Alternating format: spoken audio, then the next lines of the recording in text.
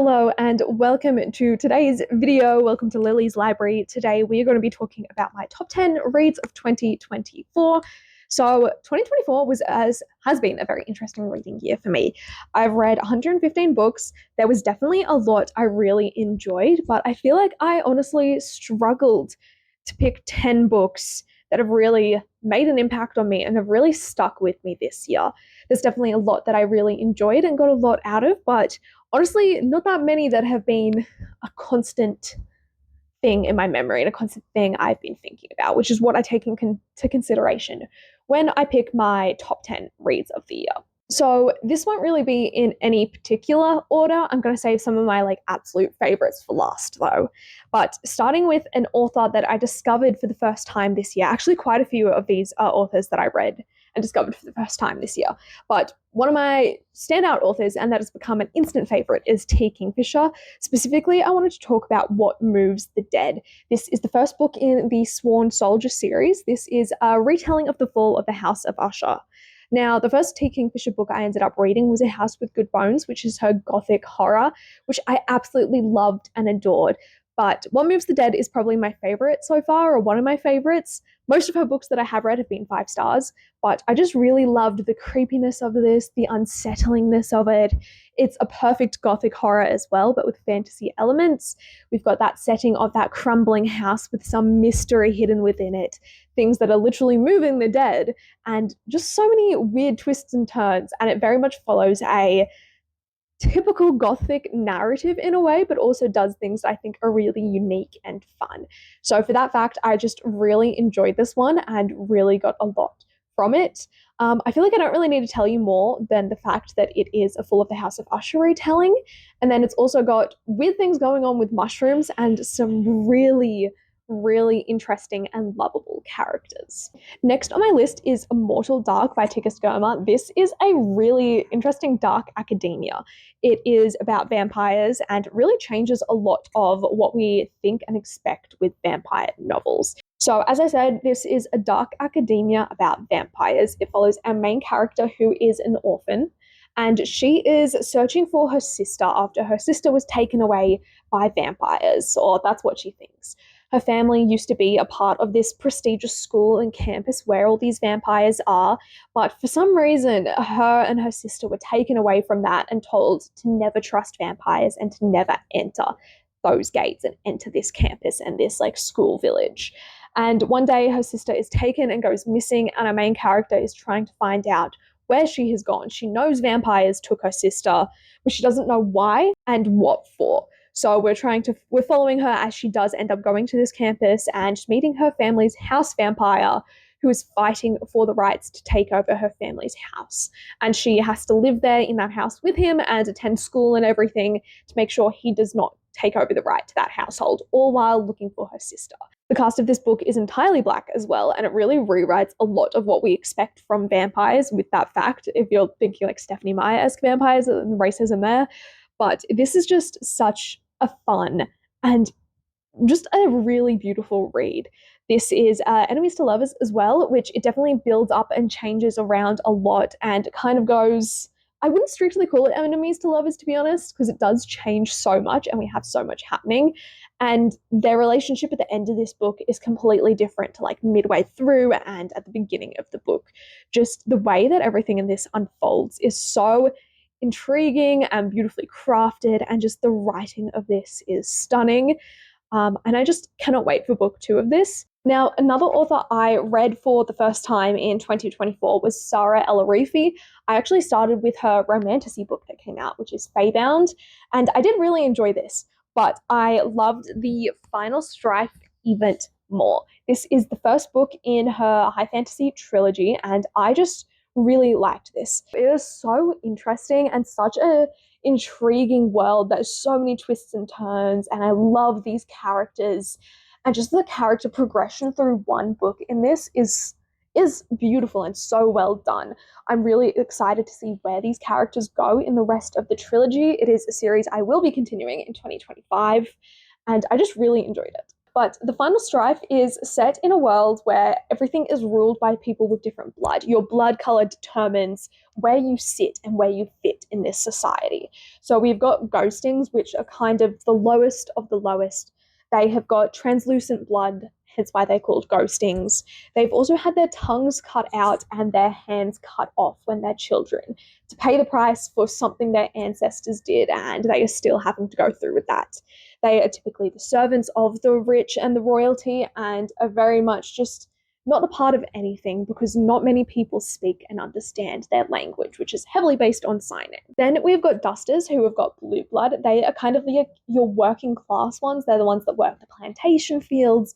They do a lot of the brunt force work, the heavy lifting, that kind of thing, and are still very lower class people. They live in the dredge, which is the other side of the town, which is very much the slums and not taken care of. A lot of them are the victims of excessive drug use because of the way this world has been set up. And then at the very top, we have got the embers who have the red blood, and their blood is said to hold all the power. They can use their blood for magic and create stuff. They can use it to write runes and lock doors, to do all sorts of different stuff with the power that is within their blood. Throughout the book, we follow 3 different women from 3 different classes, but we've got a bit of a twist with them. Our main character that we follow at the beginning is Scylla. She was born an Ember, but when she was young, she was stolen away from her family by the Resistance.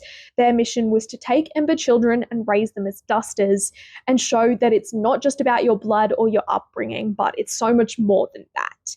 Then we also follow Honor, who is one of those children that was swapped for an Ember child.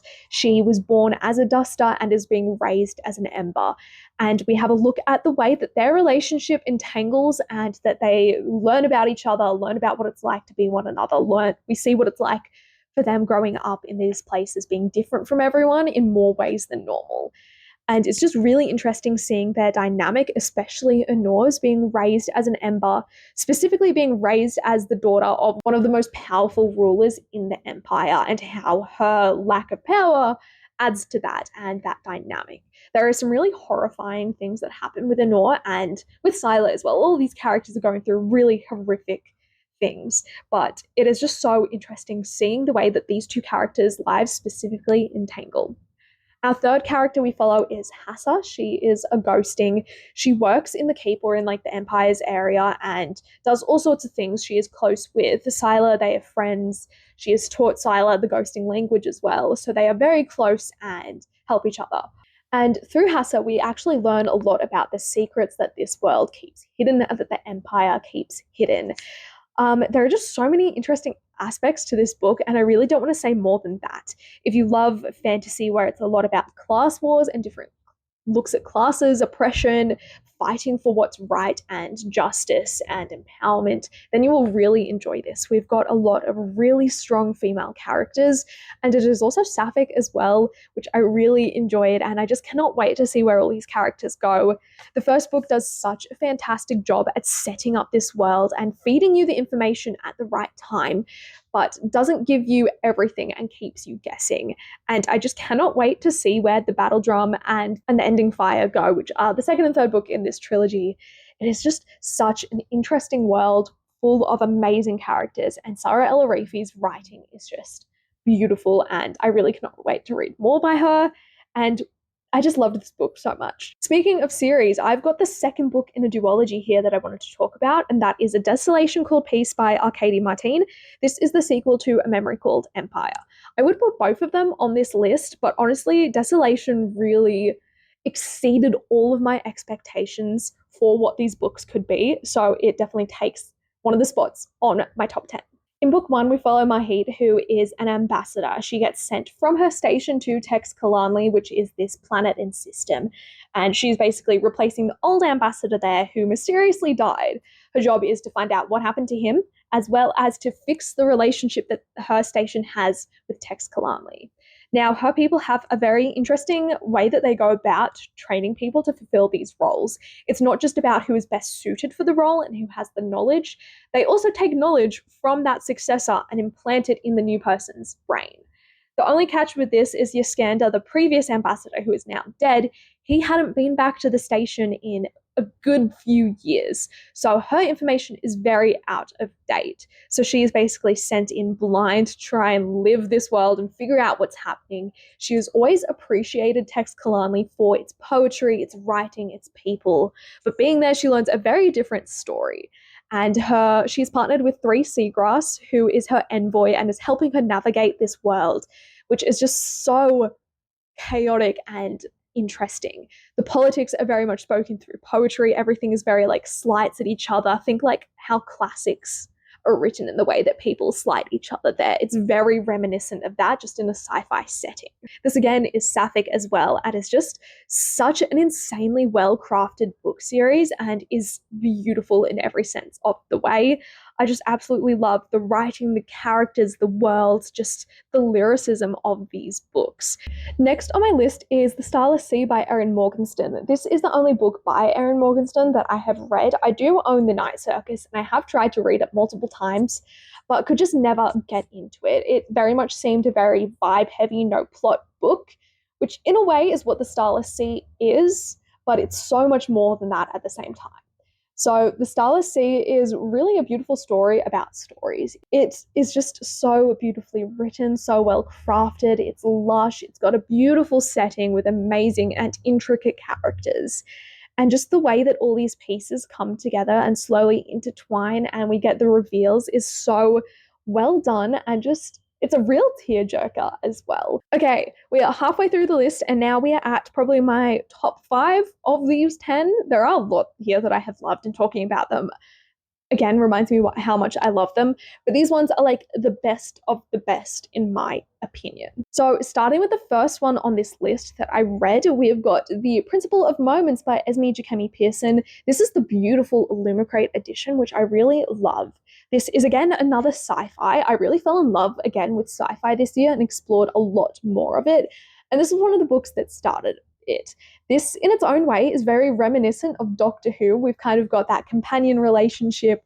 We've got intergalactic space travel, going to different worlds, and all sorts of amazing things and amazing characters. But in The Principle of Moments, we follow 2 main characters who are tied up in this prophecy. We've got one girl who is on a planet and is trying to escape and find a way for herself, and finds out that her sister has been taken, and she didn't even know she had a sister to begin with. And then we have got a teenage boy who is on Earth, but on a different version of Earth. His father was a time traveler, and he is meant to be too, but he got left behind. He's actually living with one of the future kings of England when he was a prince. And it is just so interesting the way that their lives collide and entwine, and the way that the prophecy is used in this to explain this story and explore this story in world is just so beautiful. This is again very gay and queer. Same with The Starless Sea, which I forgot to mention. And it is just such a beautiful book. And this is a book 1 in the series as well. We will have, I think, 3 books total. And I just need everyone to read this and give this book all the love, because it is insane how good this book is. Next on my list is The Will of the Many by James Islington. This is Hierarchy Book 1. I really enjoyed this. I was having such bad FOMO with this book, and it took me a while to get to it and to read it because it is a chonker, but I really, really enjoyed it. I feel like with The Will of the Many, people either love it or hate it, and I was definitely in the loving it camp. So this follows a teenage boy who is living a lie, basically. He tells everyone that he was orphaned and has nowhere to go, has no one that owns him, has no family, nowhere to call home.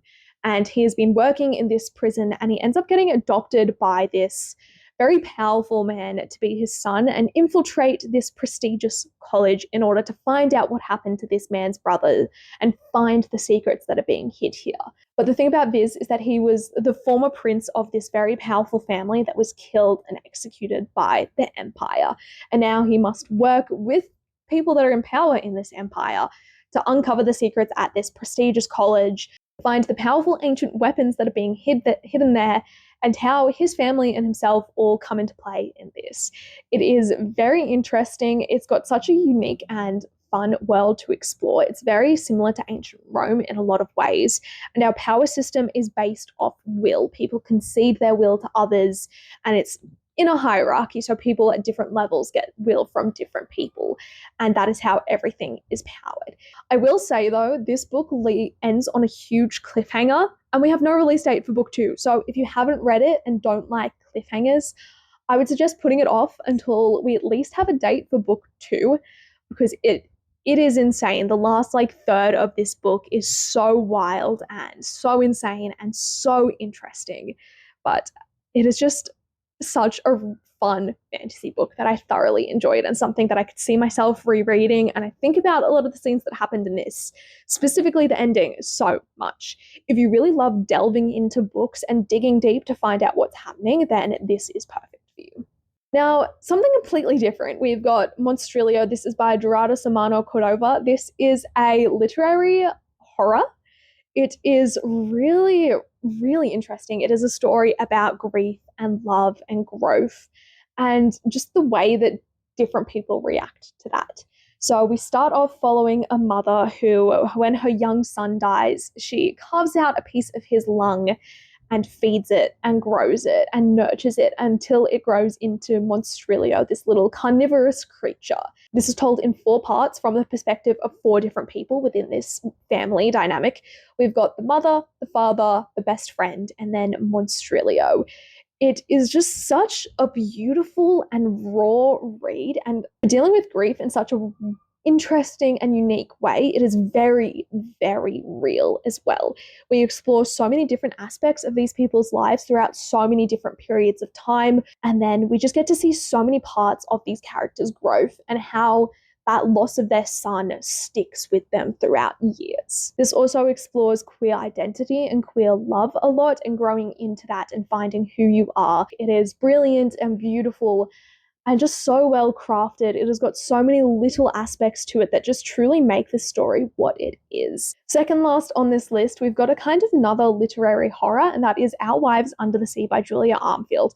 I've read this twice this year. I read it once as an audiobook and knew I needed a physical copy to annotate, so I got a friend that works in a bookshop to get the last copy they had and send it to me. So I'm very happy I finally have a physical copy of that. But this is just a beautiful and heartbreaking tale as well. It deals a lot with grief, like Monstrilio, but in a very, very different aspect. This follows 2 women, and we get told their stories from different periods of time and different perspectives. One of the perspectives we have is Miri, who we follow her as her wife Lee returns from a deep sea mission, but is very different. And then interspersed with that, we have chapters from Lee's perspective when she is in that submarine about what is happening.